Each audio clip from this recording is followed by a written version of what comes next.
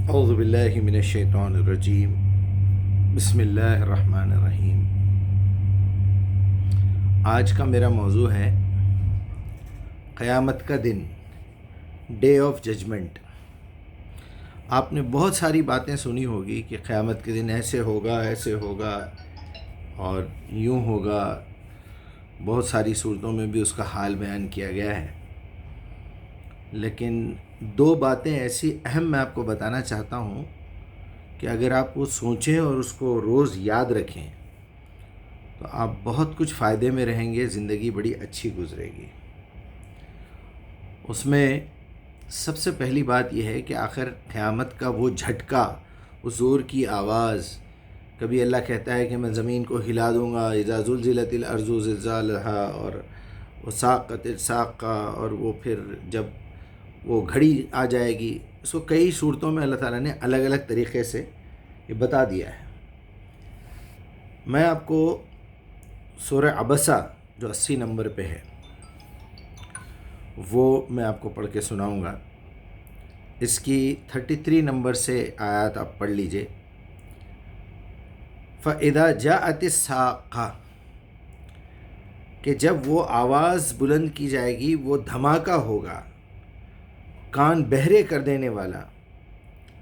اور یوم یوم یوم یفر المرء من اخیہ، اس دن آدمی اپنے بھائی سے بھی بھاگے گا، وہ امہ وہ بنی، اور اپنی ماں سے اور اپنے باپ سے، وہ ابی امہ وہ ابی، اپنے ماں باپ سے بھاگے گا، وہ صاحبتی ہی وہ بنی، صاحبہ بیوی کو کہتے ہیں، وہ بنی۔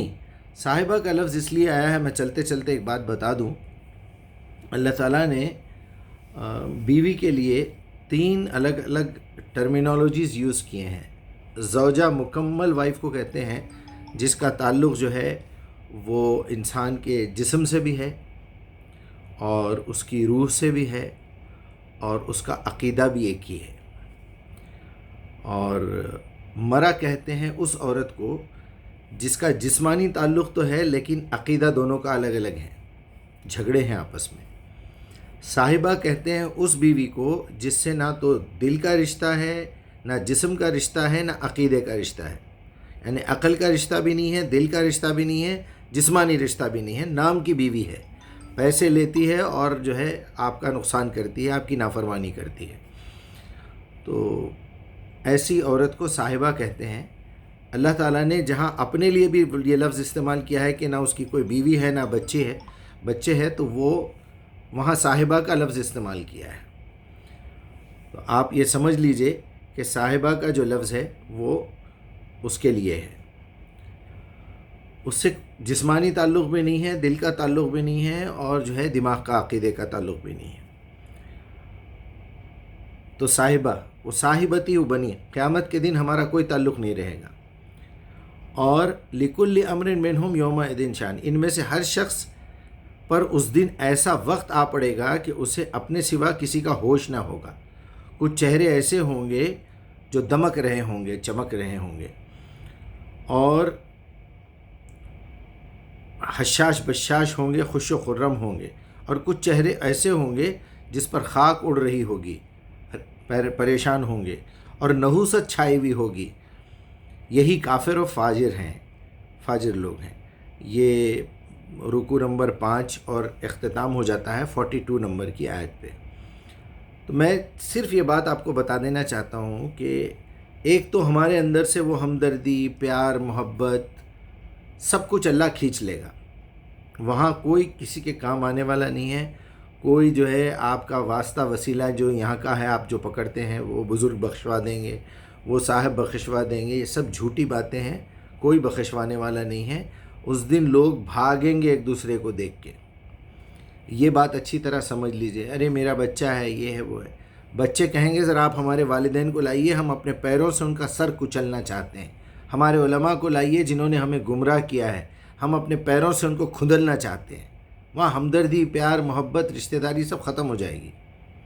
اس کے ساتھ ساتھ زمین کی کشش اللہ تعالیٰ چھین لے گا، گریویٹیشنل فورس۔ اب ایک چیز ہے، میں اپنے ہاتھ میں رکھتا ہوں، چھوڑ دوں گا تو گر جائے گی، زمین اپنی طرف کھینچ رہی ہے.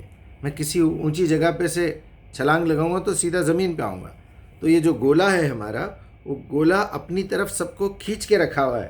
چنانچہ اس بال کے اندر کہیں پانی ہے، کہیں زمین ہے، پھر کہیں پانی ہے. یہ گھوم رہی ہے زمین ہر طریقے سے ایسے، اور یہ بڑا چکر بھی لگا رہی ہے. لیکن پھر بھی بڑے بڑے پانی کے جہاز جو ہے پانی میں چل رہے ہیں سمندر میں، تو سمندر کے اندر سے بھی وہ زمین اس کو پکڑ کے رکھی ہے، اس لیے وہ پانی پہ پانی کا جہاز چل رہا ہے.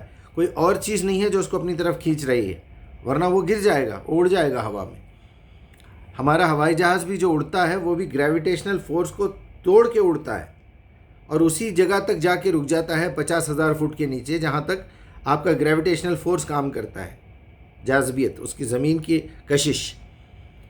اب وہ کشش سے آپ باہر نکل گئے تو پھر وہ خلا میں گم جائے گا، واپس اتر نہیں سکے گا. بہرحال اس دن اللہ تعالیٰ زمین سے کشش کھینچ لے گا اور انسان سے ہمدردی، پیار، محبت، رشتہ داری کھینچ لے گا. تو اس دن کیا ہوگا؟ ایک دوسرے سے بالکل نفرت کرنے لگیں گے، ایک دوسرے سے بھاگیں گے. یہ ہوگا. بس میں آپ کو یہ بتانا چاہ رہا تھا، یہ وعدے، یہ پیار، یہ محبت، یہ قسمیں، یہ سب باتیں ہیں. باتوں کا کیا؟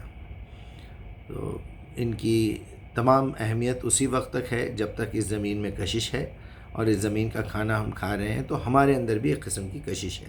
جس دن زمین سے کشش نکال لی جائے گی، ہمارے اندر سے بھی کشش نکال لی جائے گی. ایک دوسرے کو کاٹنے کے لیے آئیں گے. اس کی مثال ہم دیکھ چکے ہیں، کووڈ میں بھی دیکھ چکے ہیں. لوگ ملنے کے لیے تیار نہیں تھے، لوگ کسی سے ملنے نہیں جا رہے تھے، لوگ اپنے باپ کا جنازہ نہیں پڑھا سکے، لوگ اپنے بچوں کا جنازہ نہیں پڑھا سکے.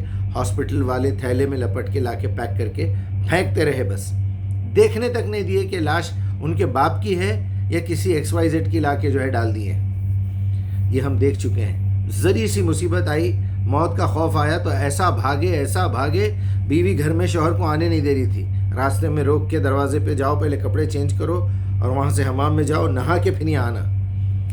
کھانسنے سے ڈر رہے تھے لوگ. کوئی کھانس لیا تو بس ہوائی جہاز میں ایک لائن میں ایک سیٹ، پھر ایک لائن چھوڑ کے ایک لائن میں ایک سیٹ. وہ بھی جب شروعات ہو رہی تھی. اتنا بیوقوف بنایا ان لوگوں نے، اتنا بیوقوف بنایا.